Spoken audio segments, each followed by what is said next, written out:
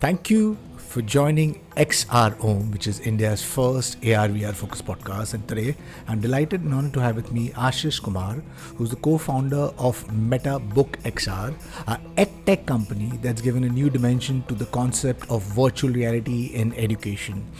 So, Ashish, welcome to the show. Really happy to have you, and looking forward to have this discussion on the education space because I have been a product of an education industry which I completely disliked. So I dropped out of school, and after that there was no education because it was not my liking. I didn't like the way the structured education was there. I was looking for something different, so I was continuously, it's not that I didn't like education, I didn't like the way the teachers were teaching education. They were, it was like a very herd mentality. In a school, 50 schools, you look at the blackboard and the teachers there reading a book which we already have, and so I started seeking education in different forms. I started seeking education in music, I started seeking education in arts, I started, and when internet happened, I started seeking education from internet, and I realized that, oh wow, here is the biggest teacher because it's the biggest repository of education out there and nobody is looking at. So I am a product of someone who was completely jilted with the traditional education industry, but I've self taught myself.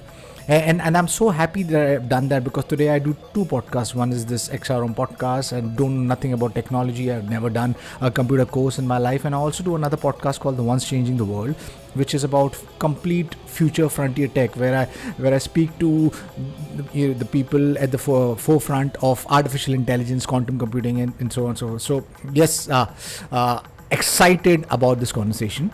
So my first question to you, Ashish: what do you think are the problems with the education industry, and how are you trying to solve it with your company?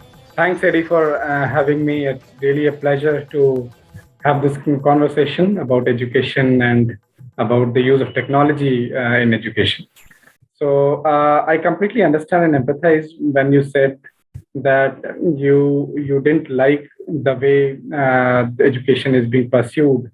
So fundamentally, the reason why we were, Metabook XR as an Edtech company was born was we identified a core problem that the inclination of students or children towards studies was not that high or was not that exciting the way they are inclined towards sports, drama, or any other thing. So and the fundamental reason is not the kind of content they are supposed to go through. Its fundamental reason is the more towards pedagogy. So for us, the fundamental joy of that learning is somewhere it's not there. It is it's somewhere it's the way we design everything. The fundamental core principle that it should at the end bring joy to the students was missing. I acknowledge that many companies, across the world, educators, teachers are doing their best. So to enhance the tempo, to make students excited, feel about it. But at the same time, the problem is still too large to solve, and still remains unresolved till date. So we pursue that. Students should be excited whatever way, whatever they are doing.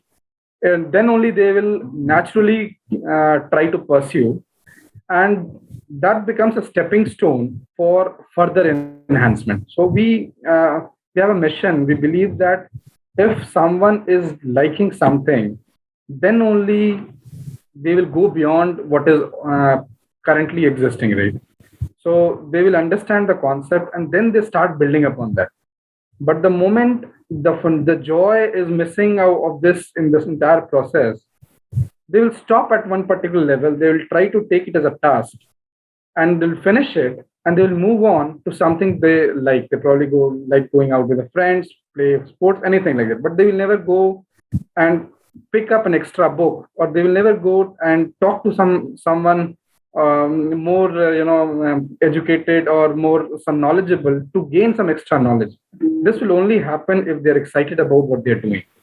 So that is the fundamental genesis we follow. That is our value principle. From that lens, we see everything, and that's how it's a small effort in this entire fraternity by bringing technology and especially this virtual reality, which has an immense power to solve some of at least not all, then at least some of core issues which are persistent in the education system at this point of time. Right. Yeah. So, Ashish, I completely understand when you say that somehow the education industry is so structured that it takes the joy away from learning, and I would completely double that, because through my schooling, I felt caged. I felt that I was being pigeonholed or structured in a box where 50 other students were kind of shoved in, and all was supposed to do that and say, okay, the A for apple, B for bat. For A could be Armageddon, B could be Birmingham, Bermuda. But I think we structured children and caged them in a structure, saying, okay, this is it. You have to fit into that book and you cannot go beyond. But I think learning comes when you challenge your imagination, when you go beyond, you ask brave, deep questions. So far, education industry, I mean, we've kind of moved into the future. We're in 2022, but I think the entire education industry is still stuck, the age-old 100-year legacy, and we're not moving on, and yes, I think India's rote learning is such a big problem, because most of the students, at least my friends, I mean, even me, we used to just wait for the exams. And when the exams happened, that's when I used to open up my book 2 days before. I used to just mug up just to remember enough that I can write the answers. But after that, it would be complete blank, because I was not having fun. It was not something which I was enjoying. So yes, taking this, the fun in the education, would you like to elaborate on that? The why virtual reality? Why virtual reality, you feel, is that link which can bring, make learning fun? There are a lot of aids in terms of tools and technologies has come up, which is helping this conversation to get better. But still, there's a huge gap when it comes to the real life practical learning and the classroom learning which happens. So fundamentally, I will tell you what is the gap is that students still are not able to do in situ learning. What does it mean is that if I want to do farming, I cannot go to a farmland and really understand each and every step by watching by my eyes. If I want to see how mining happens, I just cannot go to a mining field and see what are the challenges, what are the processes, why things are done in a particular way, and forget about the remote areas of traveling to space and deep down into the ocean. So there is a challenge of movement. There is a challenge of presenting there where things are happening. These are the issues which are very well being able to solve by the technology of virtual reality. In a very controlled manner, we can model everything, and the student can feel that they are part of the system where things are happening. The technology itself is so immersive and so engrossing that students actually participates in all the activities which happens on ground, and they feel that they are doing everything. So this encourages activity based learning, and this encourages multisensory learning as well. So the way it is, the way technology is, the way it is being able to serve the student itself is so engrossing for the student that it removes many demerits which is a part of a traditional pedagogical system. And most importantly, what happens is that since VR is a head-mounted device at this point of time, and every student wear it on their head, so it becomes a very personal experience, and a very the distraction becomes very very less. So this also improves the focus of the student to the subject, to what is happening, and the kind of animation, the kind of activities, the kind of lighting and the texture which is we as a company are able to deliver. This itself kindles a huge interest among the student to participate in the activity what is happening. So simply by the nature of going through the content, by going through the entire activity, they don't realize, but they're gaining out of, they are going across the subject, they're going across the topic and gaining all the information knowingly and unknowingly. But at the end, they feel that they have experienced something, and they walk out with, the critical concepts which they're supposed to learn on that topic. Right, right. So, Ashish, I completely get it. You're saying that, compare it to your traditional education, uh, virtual reality brings in experiential based learning. So instead of just being sitting at the classroom where your teacher is just teaching you and not touch feeling the thing, with virtual reality you'll be able to touch feel these in the near future with haptic feedbacks, possibly touch feel the virtual world and experience learning. And I guess that's the best way to learn, because no matter how much I tell my son that don't do this, and if you will trip over here, I mean, unless and until he does not fall down and he feels the sensory inputs in his body that okay, that was something is a no go, humans don't learn easy. So yes, I think experiential learning is the key. Multi-sensory learning is the key eventually when we have these technology. Now tell me, how is this technology poised for today's world? Because yes, metaverse is clearly the future, because it's inevitable. Because the reason I say it's inevitable, and there could be people who might debate on that, but I personally feel that or interface that we use today is the mobile. I mean, I think everybody, almost I think 80% of the 74 to 80% of the population of the entire world has a mobile, and that interface allows us to understand knowledge, reach out to the world, do business, buy things, sell things, and so on and so forth. That interface is losing its value because there's no more innovations that's happening with that. That we've done folding phones and stuff like that. But so I feel that eventually that interface, the mobile, will become a head wearable device. Maybe something like this. But in all fairness, we are pretty much far away for something like that. When I say pretty much far, it could be 10 years, could be 20 years, or could be less, but that really depends upon innovation. But today, to having a personal headset, even Oculus Quest Go is somewhere around, Quest 2 is somewhere around 40,000 plus. Uh, Walk me through the challenges as somebody who's been vested in the education industry and has foresight, because the problem is the traditional education industry doesn't have foresight, and that's the reason they're not moving into or leveraging these kind of things.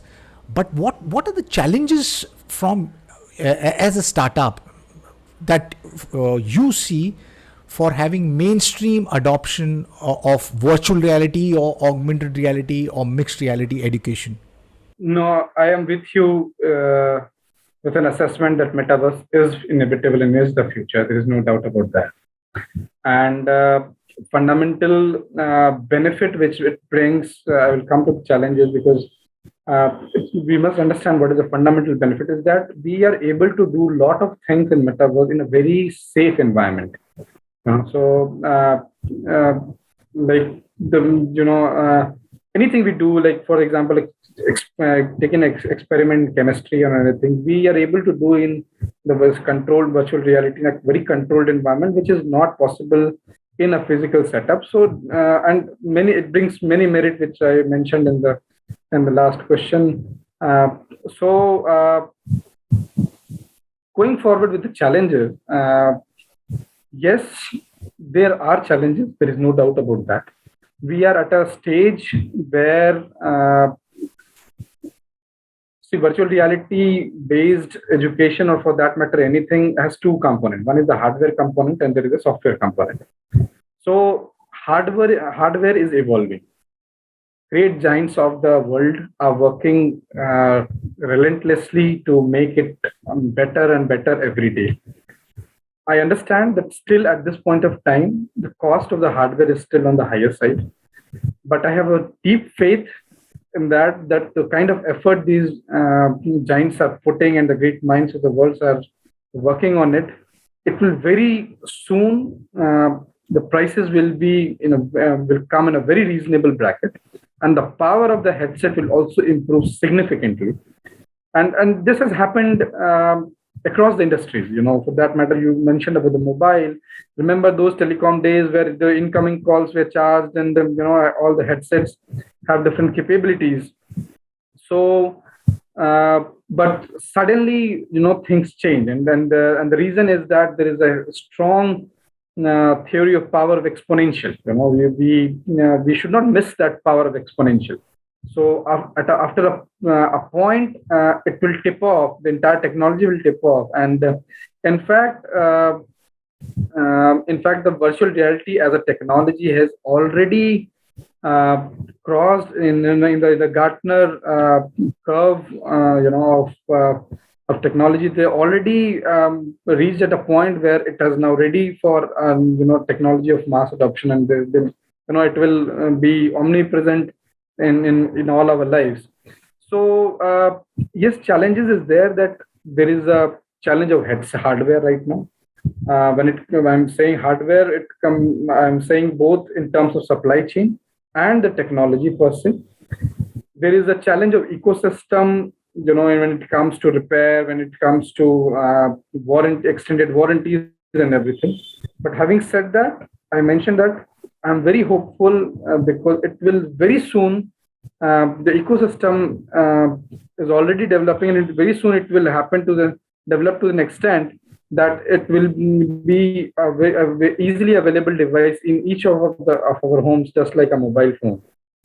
Right. Yeah. So again, I double you completely. It's inevitable, and I think I need to stress on what you mentioned. The power of exponential. Because we are no longer in a trajectory of technology which were in a linear space. All this while, I think we were in the space where technology was moving linearly. But today, that's changed. We are moving exponentially. There's a quote by Bill Gates, that we underestimate the potential of a long term and overestimate the short term potential. We are in a fantastic space where technology, I think, is going to be that partner. If we leverage it, it is going to really help businesses as well as consumers and education industries, which have been legacy driven, needs to adopt these new technologies, because what's happening is both mind blowing as well as scary, with whatever technologies, whether it's artificial intelligence, whether it's virtual reality, whether it's genetics.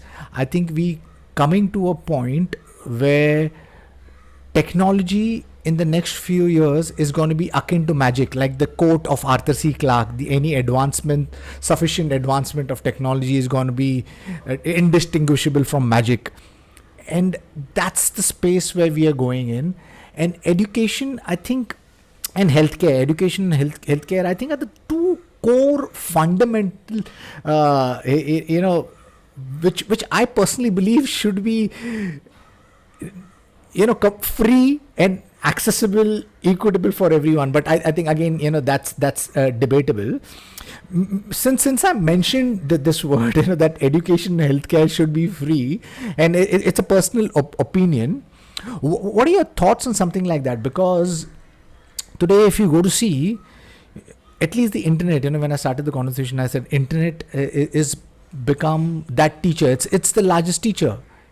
It's got education in the forms of MOOCs, massive open online courses, and these are largely free or very at extremely subsidized rates. And there's Swayam, government's own platform, which is doing the same thing, which is education, which is free and subsidized. What are your views on something like that? Because there is this edtech space, which is going bonkers. That's Baiju's, the scams after scams, and then they're laying off 2,500 people. The closure of Lido a few months back. Have we kind of lost the plot when it comes to the education and healthcare space? Because I guess both of these, education and healthcare, is so fundamental, a core to human need, for humanity to move forward. But I think we have mixed it with economics. And if you see, most of these education, it's all very hierarchically driven. You have the Oxfords and the big schools, where it's only that you can get that education only if you're financially of a certain hierarchy. That's when you get that quality education.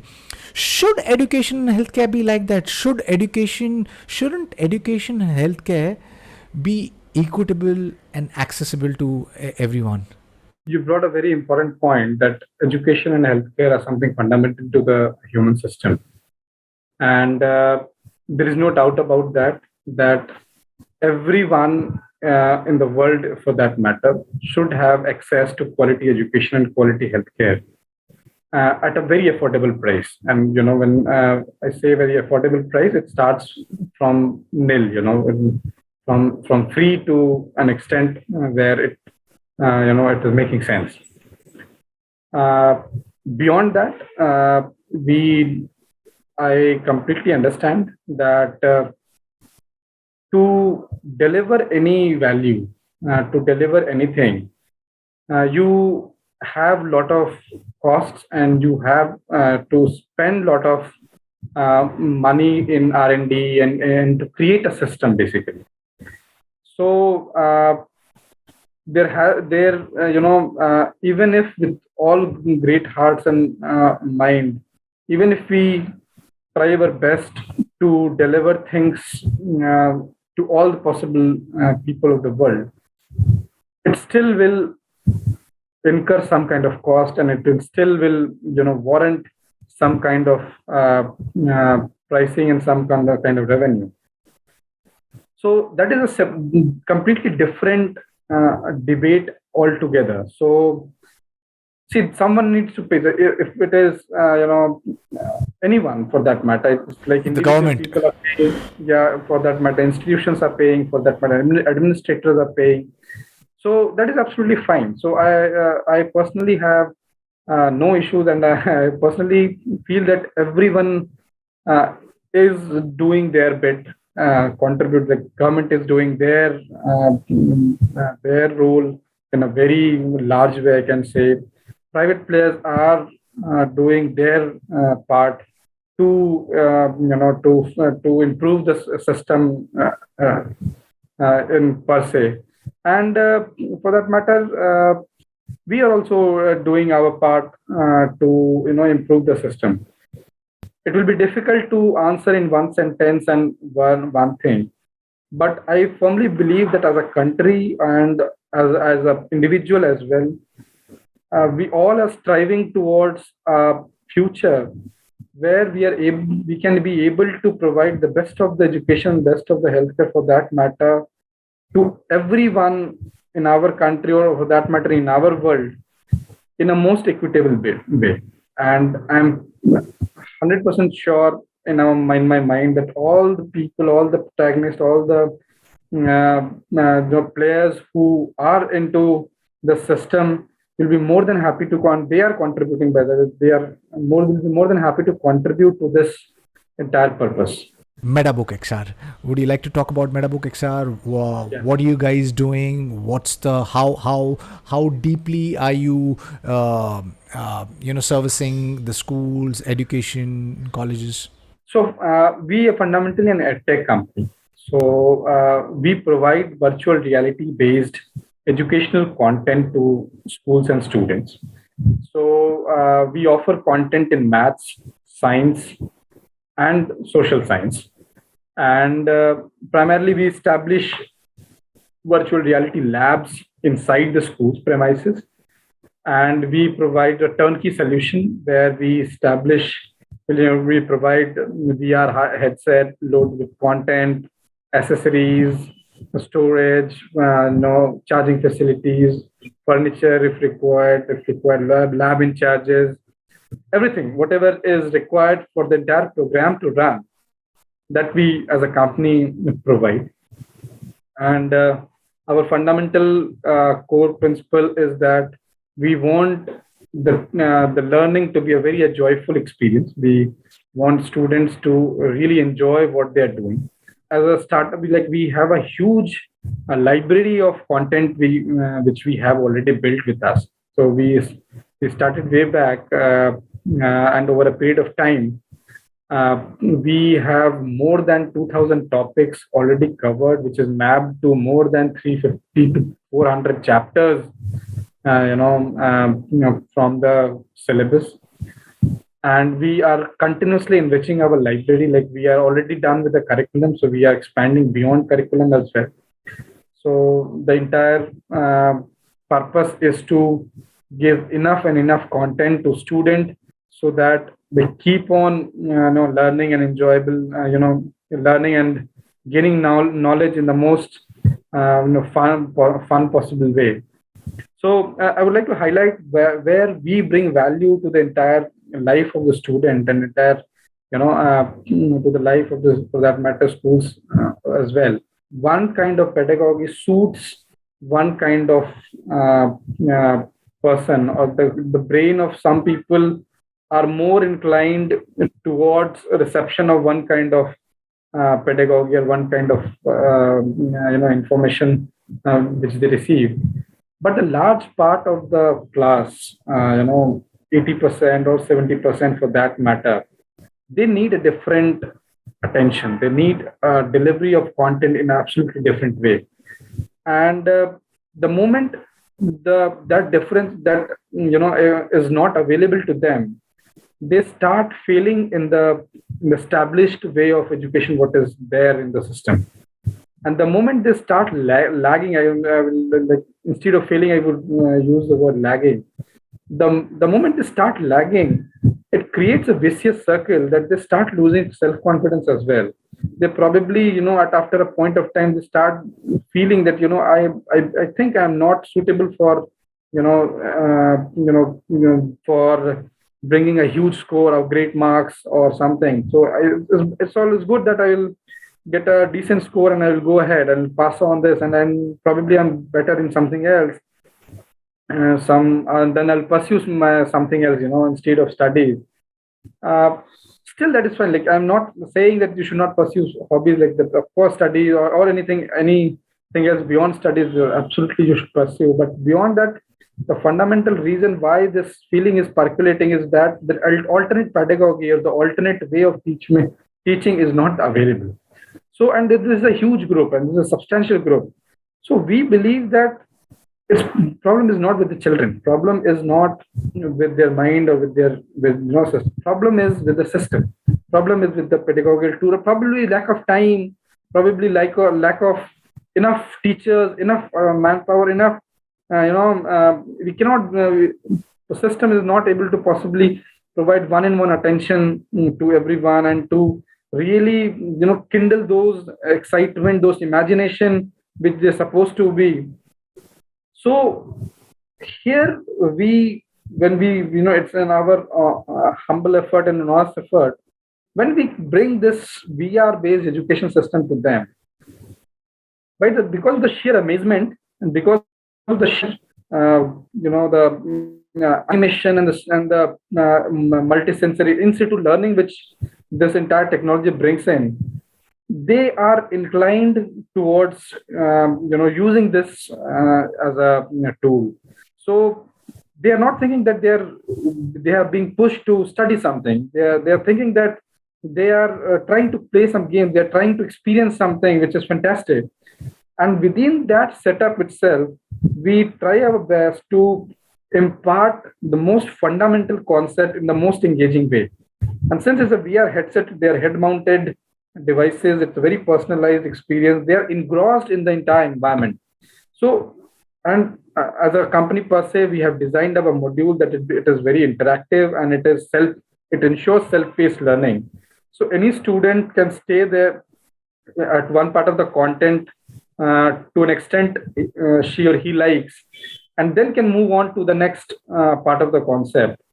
So, with this facility available with the help of the technology, they are able to gain and absorb those concepts which otherwise would have taken an effort to imagine and to understand. So, if we agree that for any topic, if that 60% is the core and then 40% is like topping, or for that matter the percentage may change, even if 70-30 it happens, we are focused on that 70%, that you get introduced to that 70% in the most engaging way. And since you have experienced it yourself in a most engrossing way, you walk out with things in your mind. The way our mind creates a mental map. You when you see something, when you feel something, when you do some activity, when you iterate something in a place where things are happening, in a place where it is supposed to be, you create a mental map inside in your mind that that stays with you for very long. The retention part improves significantly, and it has been proven by in research as well. There is a famous Edgar Cone of experience retention, where in the where those who learn through activity based has a more than 90% of retention. So this is what we are, where we come in, where we add value, and most importantly, this will help them bridge that feeling that we are not there, or we cannot do that, or more importantly, that feeling that I have understood the fundamental concept, understood how things operate and work at its very unit level, and now I can play around it. I can do a lot of iteration to create something new, or at least ask some more fundamental or more questions related to those concepts which we can enhance their learning. So this is what we feel where we contribute, and that we are striving to do this continuously. Lovely. Ashish, congratulations to you and your team. I think you guys are doing a brilliant effort in changing, creating a paradigm shift on how India is being educated. Eventually, when those challenges of the price points and the bulkiness of the hardware being heated up, lack of content, all of that once kind of makes way for a headset which is as light as this and great quality content. I think that will eventually be the future of education, because I think the children who are growing up now are digital natives. My boy is 7 years old, and we have moved him from a traditional school to a Metaverse first school, which is the first of its kind Metaverse school. And the reason I did that, because I have been a proponent of that geography of virtual reality, and I keep on saying that geography is becoming history. And I guess eventually in the next, possibly this decade or so, we will not need to go to a physical school. We will not need to go to a physical work. We will not need to go to a physical healthcare, because I think it will come to us sitting at a comfort of a home or wherever we are, just donning a headset, we will be in a classroom or a hospital or a office space or a movie theater, all from the comfort of our home. And that's the paradigm shift which is happening. The metaverse, what we talk about, the virtual world, where we map one to one of the physical world. So it's so exciting space. You mentioned that you create maths, science, social science content. You also create VR labs. You give HMDs. You have a backlog of content with 350 chapters, 2,000 plus topics. Uh, would you like to talk about which schools do you provide the services at this point of time? What's been their feedback? What's the price point? And if some school or institutes would want to get in touch with you, where and how they can get in touch with you? We are already rolled out in some prominent schools of the country. For that, to name a few, we are already in DPS, and St. Xavier's, and Crimson's, and Kendriya Vidyalayas, and many others. I would be more interested to discuss on the feedback, what you mentioned. So we all know that after COVID, this was the first academic year when the school started operating physically.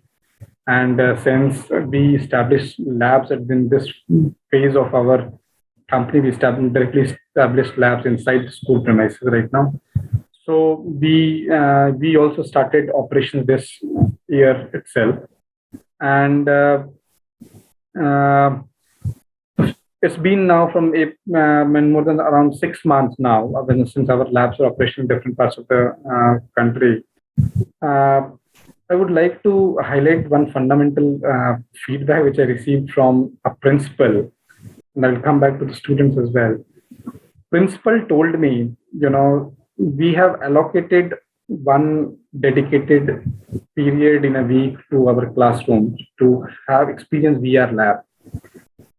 Similar is for sports as well. So they have one period of sports in the week.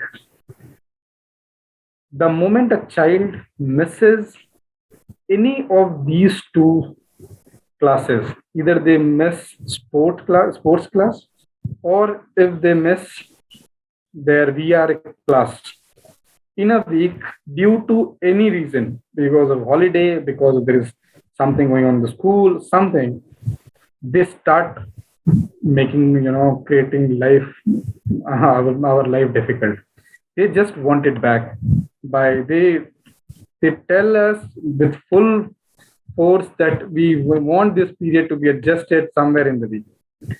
So she was very excited to explain the success, that they are so much inclined to go out to their VR room or VR lab, that they have, they are creating their own stories, they are creating their own conversation among them, and they are building upon that. So the kind of excitement we can see among the students and the kind of excitement we are able to see among the teachers as well is phenomenal. This is kind of oxygen to us. So this is giving us huge strength and huge conviction of what we are doing. And, that is what has kept us moving. We kept on creating more and more content, more and more services, more and more, we are staying closer to them to understand their feedback. So response till date, with God's grace, has been phenomenal. Anyone who wants to get in touch with us, they can visit our website, that is www.metabookxr.com. Coordinates are mentioned there. They can put a query, and one of our team members will be, very soon we get in touch. Coming back to the price point. So price point, we work in a very customized way with the school, and it depends upon the requirement of the school, how many hardwares to, and how many years of content, what any additional services they need, and what everything is being discussed. And then depending upon that, we come out with a commercial proposal, and that we discuss and close. So price is something which will be discussed case on case basis as per their requirement per se. We are, as a company, we are sure to offer the best possible commercials, so that it moves smoothly. Yeah. Ashish, Thank you for taking time and being part of the podcast. Wish you the very best. I think you guys are laying the groundworks or the foundation of what could be what India's the future of education could look like. Like you said in the beginning of the conversation, that you guys are striving to bring the fun back into the education. I I am excited even thinking about how the possibilities of what that future could look like. Where our students are enjoying education, and they're collaborating and innovating and creating products and services, which is completely brave and out there rather than just being caged in a structured manner. So keep on doing what you're doing. And yes, at the initial road might be a little hard, but I think in the long run, you guys could be the ones who would be laying the foundation of the future of education. Now, my last question to you. So maybe you could talk about the future roadmap of Metabook XR, and also broach the subject of the negatives of metaverse. Like every technology, like before I mean, I think I should address this audience. No technology is bad. It's how we use a technology. It can go towards the good side or the bad side.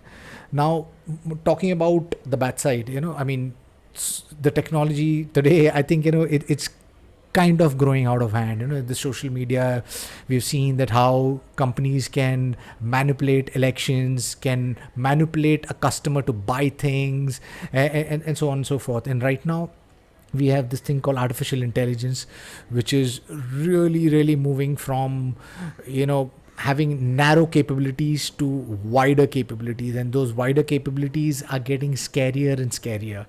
With virtual reality, augmented reality, mixed reality, or the metaverse that we talk about, I think privacy will be dead, because once we have these AR, VR, MR headsets with inside outside tracking,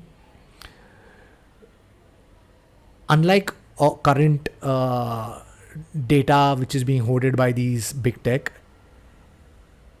what will be hoarded at that point in time will be anything and everything that we look at, wherever we are looking at, whatever a student is doing. So address that side also. Do address the future, which is the of virtual reality, and how it can create great education in the future of Metabook XR, but also kind of give a little lowdown on the downsides of this and what we should do so that we don't go over there. As a roadmap of Metabook XR, I mentioned we are an Edtech company, so we already have a huge library of content, but we'll keep on building more and more phenomenal content beyond curriculum as well. So right now we are offering curriculum-based content to them, but we are enhancing our library beyond those curriculum boundaries as well, and we'll keep on launching and delivering those content to the extent that there is no dearth of content experience for any kind of student to experience and to go through, for that matter, in any subject, for which is supposed to be or anything is interesting to any student. So that is our commitment, and we'll keep on doing that, and we're already doing that. The downfall, or probably I can say the challenge, is that some for that matter, any technology, problem starts coming when we start overusing it. So we should understand that technology is an enabler, right? So there is a fundamental problem which needs to be solved, and there is a solution. Solution, when we design, technology becomes an enabler which makes it better. It makes it scalable, it makes it interesting, it makes it reachable. So this is the role of technology. And when we start overusing it, when we treat technology per se as a product in itself, or with something which we can make it as a way of life itself, then we start shifting from the core problem or the core purpose. So idea was to onboard any technology, idea was to solve a fundamental problem. But the moment we shift our gears from the problem to the technology itself and start overusing it, then it becomes a problem. So there is a challenge when we do it. I'm just guessing, and it's not, it's like in my wild imagination, since we are discussing in this, and it may happen, what kind of problem I can envisage. Metaverse, if say 10 year down the line, 20 year down the line, it becomes so omnipresent and so prominent. My risk would be that we may start losing the physical contact or the physical touch or the physical, the conversation which we are supposed to have or which we are having. People may, more be inclined or gross to the metaverse forum because like-minded people are more accessible or something like that, and we may lose personal touch. That is happening with our mobiles as well. Mobiles are enabler, at the same time becomes a disturbing element as well. So this is something, risk is there. Having said that, it is not that it is inevitable. That risk is not that it is bound to happen. You mentioned about privacy of the control and everything. We're losing privacy and everything. I believe these are challenges which can be very well controlled or which can be managed if we do it or if we take it nicely. If we have a proper framework, if we have a proper mindset that we acknowledge the problem beforehand and we can create a solution around that, then I believe it will no more become a problem. So we need to educate everyone, and for that matter ourselves as well, that there is with technology there is a larger aspect for everything as well, and we are able to empathize or we are able to appreciate the use case of everything, for that matter technology, or for that matter physical presence, or for that matter any person per se, in its different aspect. Then I believe we will be able to synthesize the merits of all and will use it to our purpose, rather than falling out for the technology itself. So that can be managed. The risks and challenges can be managed if handled well. And I'm pretty sure we all are mature and we have all gone through a lot of technological phases, that we will be able to control and cater this in a way that it suits more to us rather than we falling out to them. Right. Ashish, thank you for taking time and being part of the podcast. Yes, I think in the next decade, virtual reality, metaverse is going to completely upend the way we do everything, from your education to healthcare to work to entertainment to gaming. And you also mentioned that it could get so possibly maybe prominent or profound that the larger population could be actually existing or living in the metaverse. Yes, we need to have larger conversations that these technologies have been game changers. Mobiles today, it's a computer in a pocket. It's something that we cannot do without. But besides the benefits, the downsides is that we are completely addicted to it. There's an onslaught of information, and we are getting it's a flood of information, and we are not understanding how to funnel in what is relevant and contextual, that to take in something with relevant and contextual that makes all life important.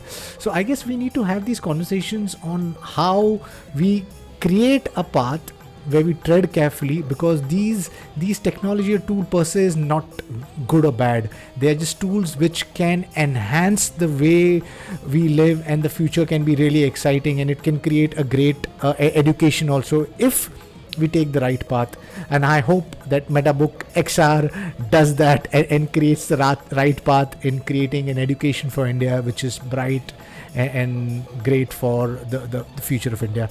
So wish you and your team the very best. And to my listeners, if you like what you see in here, then please press the subscribe button. And until next time, see you guys. Bye bye. Thank you, Ashish. Really appreciate that. Thank you.